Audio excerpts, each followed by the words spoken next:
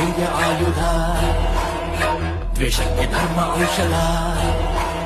ಯಾರಪ್ಪನಾಣೆಗೂ ಬದ್ಧರಲ್ಲ ಸೈ ಎನ್ನಿ ನಾವೆದ್ದು ನಿಂತಾಗ